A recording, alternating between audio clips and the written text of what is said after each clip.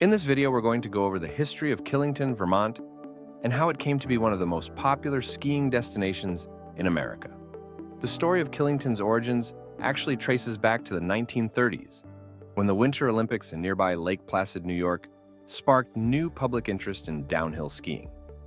During this time, the Civilian Conservation Corps, CCC, played a crucial role in developing Vermont's ski industry by building access roads and trails on state-owned mountains. One key figure in this development was State Forester Perry Merrill, who would later earn the nickname Father of Vermont's state parks and alpine ski areas. Merrill, who learned to ski while living in Sweden in the 1920s, pioneered the controversial but transformative concept of leasing state-owned land to private developers. The real turning point came on December 1958, when an ambitious 24-year-old ski enthusiast named Preston Leet Smith had a vision that would forever transform a remote mountain peak in Vermont's Green Mountains into what would become known as the Beast of the East. Smith, along with Perry H. Merrill and Joe Sargent, opened what was then called Killington Basin Ski Area. The modest beginning featured just 7 trails and 2 Poma lifts, serving roughly 250 acres of terrain. The base lodge was little more than a warming hut, constructed for approximately $20,000. But Smith's dreams for this mountain were anything but small. The resort's first season was nearly delayed due to very wet weather, preventing the completion of the lodge in time. The resourceful team moved prefabricated barracks from a CCC camp in Moscow, Vermont, to serve as a temporary shelter. When Killington Basin Ski Area finally celebrated its opening day on December 13, 1958, it came after a fortuitous Thanksgiving storm that dumped almost 3 feet of snow on the mountain. Perhaps the most crucial development came in 1963, when Killington became the first resort in North America to deploy large-scale snowmaking operations. This forward-thinking decision would prove instrumental in establishing Killington's reputation for having the longest ski season in the eastern United States. The resort also brought in industry pioneers like Charlie Hanley, who initially was hired to design and build the kitchen system in the Killington Base Lodge. During his 8-year tenure, Hanley contributed numerous innovations, including the patented ticket wicket system that revolutionized how ski tickets were displayed and prevented sharing between skiers. By 1965, Killington had expanded to include 4 interconnected mountain peaks, offering varied terrain that could accommodate skiers of all ability levels. The resort saw dramatic growth in popularity, with skier visits skyrocketing from 118,000 in the 1961-62 season to 300,000 by 1968-69. During this period, the original Killington Base Lodge was doubled in size to 12,000 square feet, with Rutland architect Payson Weber designing the expansion while maintaining the open feel of the original structure. The resort's ski school, established in the early 1960s, had grown to become one of the largest in the country, employing over 150 instructors during peak season. A major milestone came in 1977 with the completion of the Killington Village development, featuring the 200-room Killington Grand Hotel, the resort's first major push into luxury accommodations. This development transformed Killington from a day ski area into a full-service resort destination.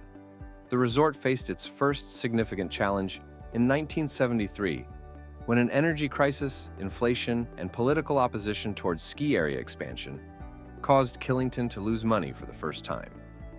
However, the setback proved temporary, as the resort quickly recovered by expanding its summer business with features such as tennis courts, ponds, and hiking trails.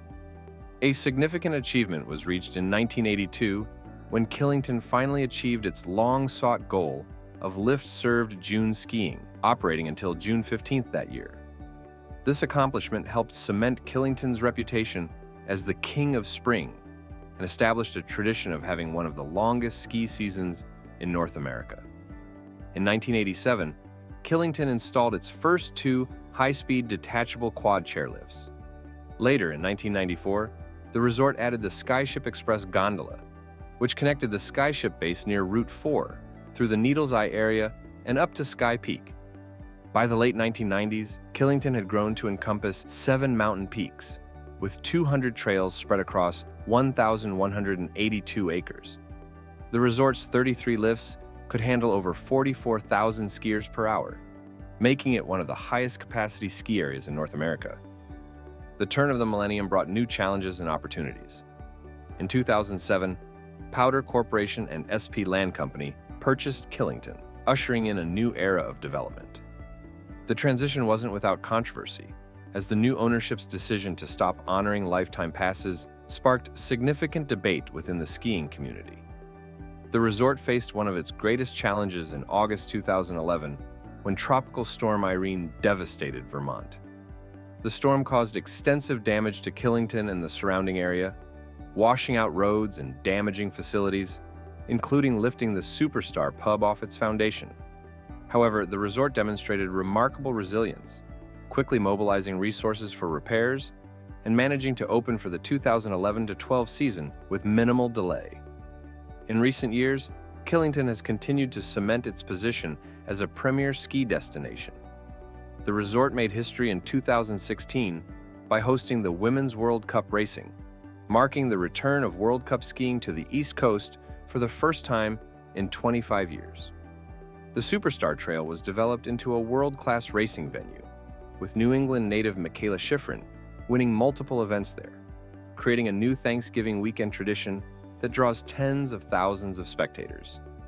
A landmark development came in 2022 with the completion of the new K1 Base Lodge, a $60 million, 58,000 square foot facility representing the largest single investment in Killington's history. The modern structure, designed by Middlebury-based Breadloaf Corporation, includes seating for 950 guests and features stunning 180-degree views of the mountains. Most recently, in fall 2024, Killington entered a new chapter when it was purchased from POWDR by a group of pass holders, marking the beginning of its independent era. The new local ownership announced millions in capital investments, including low-energy snow guns, a new lift on Superstar, and new cabins for the Skyship gondola, with a commitment to reinvest all profits into improving the skier experience.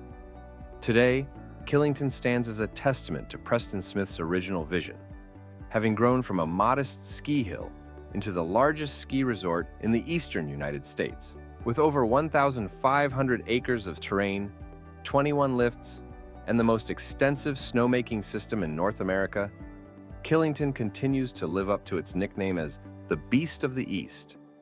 The resort averages 750,000 skier visits annually and employs over 2,000 people during peak season, making it a crucial contributor to Vermont's tourism economy. That's it for this week's Leisure Lore. And please do us a favor and subscribe to this channel if you enjoyed it. It means the world to us.